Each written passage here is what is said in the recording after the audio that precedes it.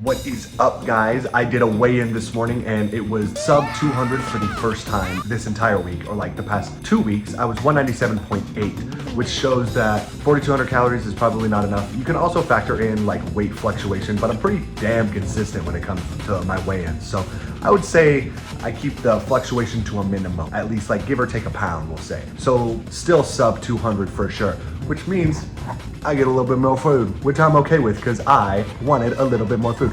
So that works out. Although I don't have a meal plan written for that extra food. So I kind of have to we still want to stay consistent, right? That's the key, that's the fact. That's the factor, that's like the hack to life, is consistency. So what I did was I just added 2 servings of wheat Cheerios and 1 serving of milk and 2 rice cakes with peanut butter and honey. How many calories? Nah, like 500, something like that. But that should put me to, we're trying to get 200.5. That's the goal this week, is 200.5. And then I'm gonna eat exactly the same calories and see if I go up or down from last week. And that'll give me a baseline of where I can go from there. And it's that simple. Although simple does not necessarily mean easy. I'm starting to hit my, okay, I don't need to eat any more food limit already. And we're like 1 week into the bulk. So to be fair, I'm kind of eating whatever, like anything that tastes good. We're not trying to like min-max the calories. I'm using absolutely 0 olive oil, and I'm not using like super dense stuff, right? So I'm eating fucking rice cakes, for God's sake. That's 35 calories a cake. It's easy to eat, to be fair. But anyways, we're rambling here. Consistency is key. We're gonna stick with, I think, we'll say I'm at like 4,500 calories. It will 4,500 calories get me to 200.5. That's the theory. That's what we have to test, and that's what we have to find out by Monday. And then I guess we'll go off of vibes to see if I stay at 4,500 for next week.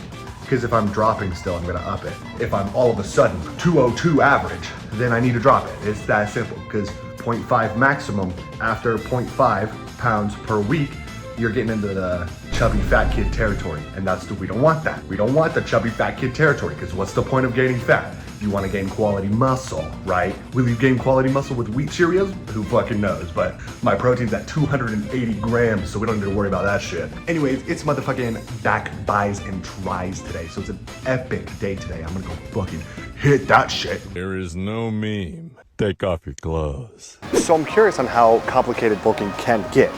Is it as simple as just like calories in versus calories out while having a high amount of protein, like 1 gram plus per pound that you weigh? So like if I weigh 200, I want 200 or more grams of protein. But is that like the only minimum requirement? And then however much your body expends, like the total calories it burns throughout the day, plus like your workout, plus cardio, plus everything, let's say it's 3,000. So if I have a surplus of protein and I'm eating 3,300 calories, is that optimal? But like, does the quality of food itself matter? Like, can you have too high of fat and that be negative? But like, is fat a bad macro? No, but there's different types of fats, right? There's like monosaturated fat and saturated fat and all that shit. So it's like, how complicated can it get? Because if I'm eating rice cakes and peanut butter and banana chips to get like a little bit of extra calories, is that gonna hindrance me in the long term? Like, is the weight that I'm gonna gain gonna be fat? Is it purely based off the total number that I'm eating? Or is it based off of like the total number plus the macros itself? Assuming that in both cases, my protein is where it needs to be. And how the fuck do I even figure, like what do I even look up to figure that out? I don't know. Or is it as simple as just eat, bro?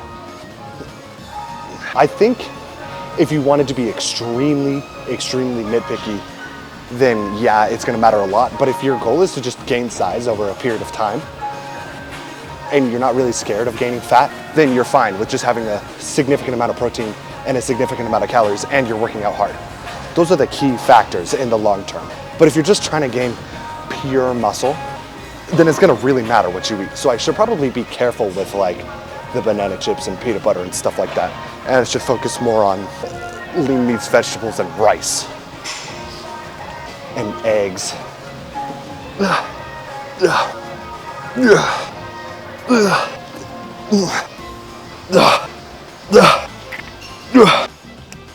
Come on. No. But you also need the patience, and that's the thing. You need the patience to realize that what you're doing isn't gonna be instant gratification. Bulking's a bitch because you can't see progress day to day like you can with cutting. Cutting, you see progress like week to week, basically. That's why the cutting process is only 3 months. You know, you don't need that much time. But when it comes to bulking, it's fucking a year because of how long it takes to actually add size, you know? So you just have to like blindly trust and have just literally blind faith in what you're doing. And that can be scary. Plus it makes it harder to stay consistent, but like I said, consistency is key. If you think about it in a pure numerical sense, literally just like scale weight number, assuming that you're weighing yourself at the same exact time every single day, or like once a week, every single time. It's like consistently the same, and you're going up, you're getting larger. And if you're hitting like the standard, typical minimum requirements for muscle building, which is significant protein and actually working out with effort, then you're gonna get bigger. Like it's hard not to at that point, right? So it's like, theoretically, if I'm, not even theoretically, this is just like straight up fact, if I'm 230 pounds, I'm gonna be bigger than when I was booking at 197. I started my last cut at like 195, and I got down to, or like 197, around there, and I got down to 179. So if I start my next cut at like, let's say 220, I assume I'm not gonna be around 179, unless I'm somehow leaner than 4.5%. I'm still sticking with that number, by the way. Nobody could fight me on it. On stage, I was absolutely not 4.5%. We don't need to argue about that. I was probably fucking 12%. So stupid. Anyways, so if I hit 220, 230, which I've never passed 214, by the way, but if I get up in those digits, you best believe a lot of that is gonna be muscle. Obviously not all of it, but that's the goal, is just to keep pushing. We don't need to push too fast though, because the faster I push it, the worse it's gonna be in the long run.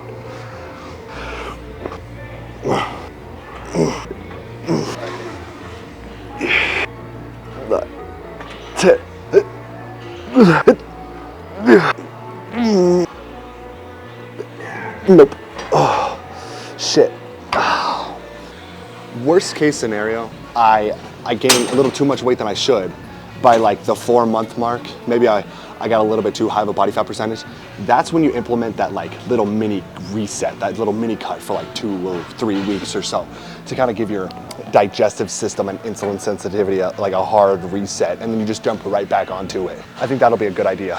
But the goal is to like almost stretching out your bulk, because there is a cap. So like my body's gonna only want to gain so much weight. We want most of that weight to be quality. That's why I'm being so nitpicky with this whole 0.5 thing and like my micronutrients and shit like that. Are they perfect? No. I'm literally eating protein cookie dough in the morning for breakfast, so. But they could be a lot worse. So there's a couple factors you could go off of. You can go off of like the numerical value or like the scale weight to see if you're actually growing. You can go off of visual or like progressive overload. So if your strength is going up, your muscle's going up. It's like a 1-to-1 ratio. If your strength is going down, most likely your muscle is also going down. Assuming you're putting in the same effort on like the same exact lift with the same weight. That's why I'd like to write everything down to see if my strength has increased from week to week. Like if I got 1 more rep than last week. Stuff like that. So if you're very much so stronger, you can kind of just assume that you're also bigger.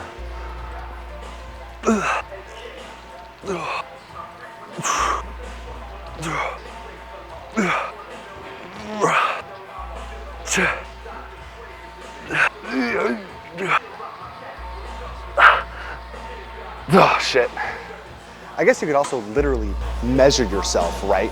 If your arms were 15 inches in January and then you remeasured them in February and they're larger, you could kind of just assume you probably got bigger. I didn't even think about that.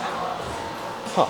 So I got this Instagram DM from an account with 46,000 followers, and it was called Center Podium, and they said, I'll read it word for word. Good morning, Tyler. We would like to congratulate you on your first ever 3rd place performance during the men's physique competition at NPC's Showdown. You were spectacular. Flex emoji. We'd like to invite you to the Mid-USA on April 25th and Legion on May 30th. We think you'd be a great addition. So I read that as we're inviting you to a bodybuilding show. And when I was reading that, my heart was fucking pounding because I just got done with cardio and I'm perma in the mindset of like, I want to prove everyone around me wrong because of my shit ass fucking 3rd place performance nonsense. So I read that and I'm like, okay, are these people inviting me as in like they're gonna pay for the show?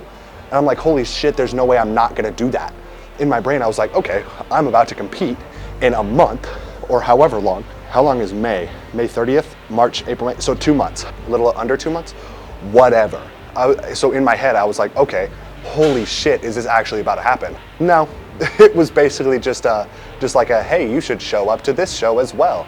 as in they want more competitors. They don't plan to pay for my shit. So I'm just gonna hard pass. Although that did get me all kinds of geeked because I thought I was about to have to do another show prep, which I don't even know if I can mentally handle another show prep right now due to my body just wanting to consume everything under the goddamn sun. And I'm constantly having to hold back. Even on the bulk, I'm holding back at 4,500 calories. You think I could just drop it to 17 all of a sudden and be okay? Absolutely not. Although my drive and passion to show up on stage absolutely fucking diced is skyrocketed right now. So seeing that message, I was like, holy shit, no way I have an excuse to get peeled. Honestly, it could have been, I could have gone down the route of doing multiple shows while being lean, but I don't know. I just want to get bigger. I just have a desire to have more size at the moment because I cut properly. I think I could have got a little bit leaner, but I cut properly. I've never, not once have I bulked properly. And I need to prove to myself that I can do this shit. I will force feed myself if I have to. It's as simple as eating exactly the same thing, seeing the number. And if it goes down, increase it. If it goes up too much, decrease it. It's that fucking simple. Simply eat the same thing. That's all you have to do. And if we get to the end where I have to force feed myself, so fucking be it. Who cares? Anything to be 220, 230, you know what I'm saying? Because if I could be absolutely diced at like 200 on stage, that's a flex. That's really cool. Statistically, how many people are 200 pounds lean? Like 0.001? I think I have the frame, and I think I have the posing decent. Decent enough to where if I had the size and the leanness, I would absolutely get my pro card.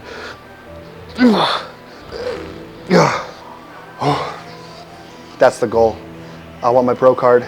I want my fucking pro card. And I can do it. I know I can. I know I can. I've been on this crazy dry spell of like miss after miss of anime that I've watched. So I was watching Free Run Season 2. Don't get me wrong. Free Run Season 2 was good. But did it live up to like the kind of expectations that I was expecting? Absolutely fucking not. It was 100% a builder season.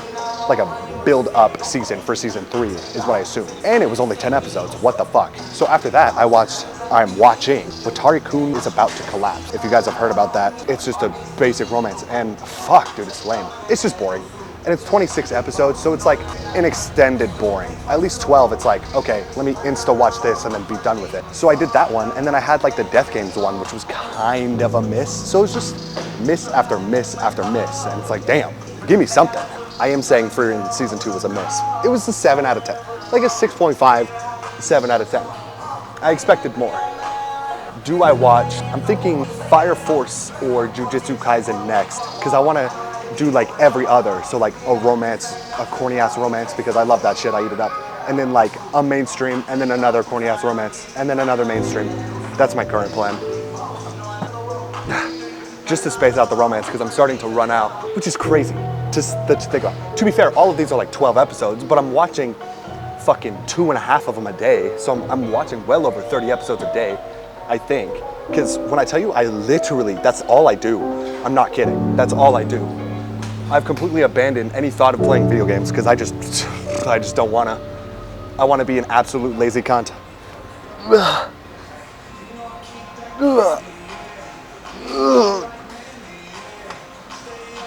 Shit. So you know when you watch romance and there's like a random group of background characters that all of a sudden starts hitting on a woman? That's how I imagine I would feel if I asked anyone out. Like I would just be background character C, and that would make me want to die. And I don't want to stoop to that level of background characterness, so I just avoid it entirely. Because it feels like I lost, you know? I just gave this person all of the power. So if I confess, right? Now all of the power is in their hands. So they're now the main character. I'm giving them MC status, and I refuse.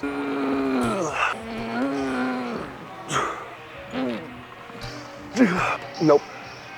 Oh, shit.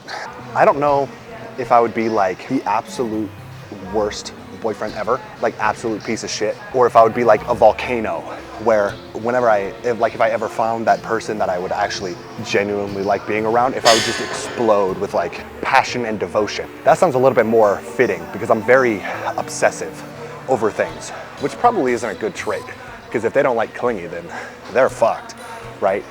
So I have all of this like pent up, built up emotional baggage, and I would just fucking explode. That seems to be what I think would happen, legitimately. But then in this theoretical, I'd have to actually find that person. And what are the odds of that? Quite literally 0, because I don't really give myself the opportunity.